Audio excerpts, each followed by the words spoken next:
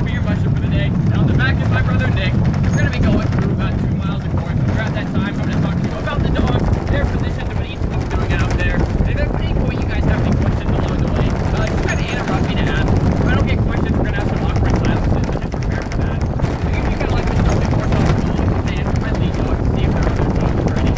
See how they do up here. Lava Ray! G!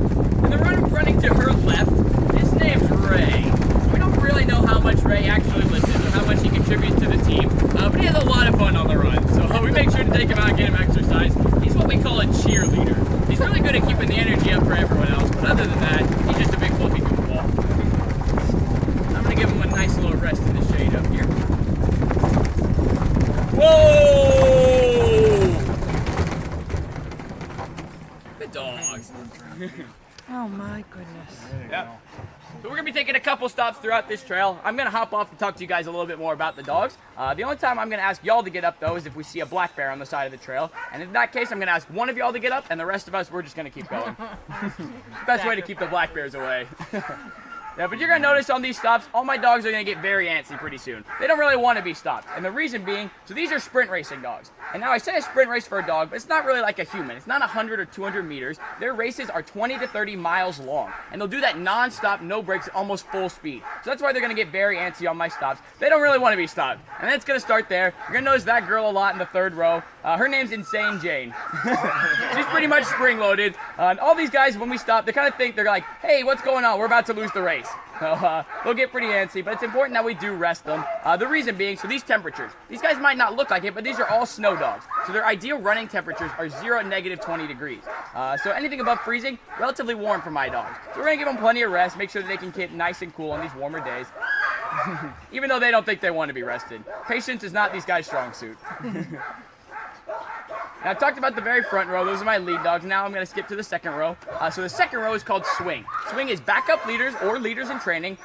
We have one of each today. So the guy on the left up there, his name is Brahms. He's my backup leader. He's my oldest guy, or one of my oldest guys on the team. He is 8 years old, and he's been a lead dog his entire career. He's actually coming up on his retirement pretty soon here.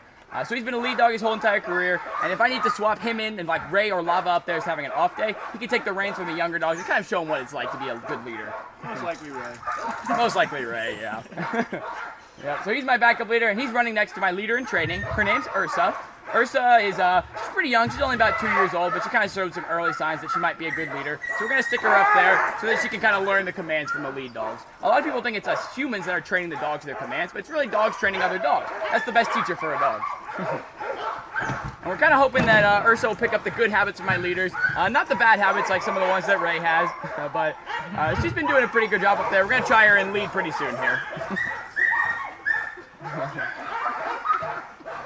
Now I've talked about those two front rows. Now I'm going to go all the way to the back over here. So the back right here, this is called wheel. So wheel has to pull a little bit more weight than some of the other positions. But you don't need your biggest and strongest dogs, right? Put those two boys that are kind of in the third row from the back. Those are my strongest ones. What you need back here are guys with a lot of endurance and a lot of energy. And it's also a really good spot for puppies and troublemakers. And this guy on the right up here, he checked both of those boxes. That's my youngest guy on the team. That's Beowulf.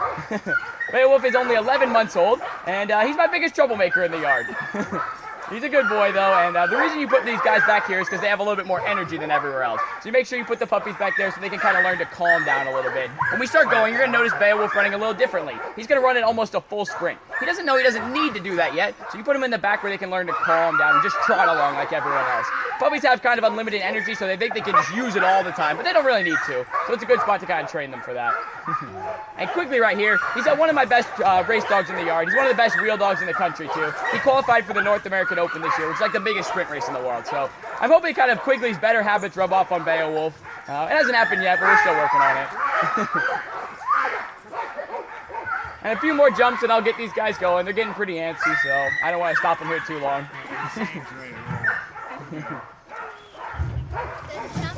Yeah, that's a good sign that they're ready to go. 1, 2, 3, and unison.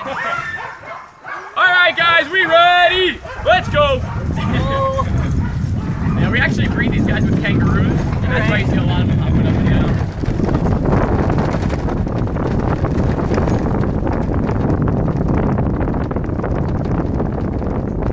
Yeah, if you look at Beowulf right now, he runs a lot different than everyone else. He's a full sprint kind of guy. He doesn't really know that he can just trot along like everyone else, but he likes to use his full speed.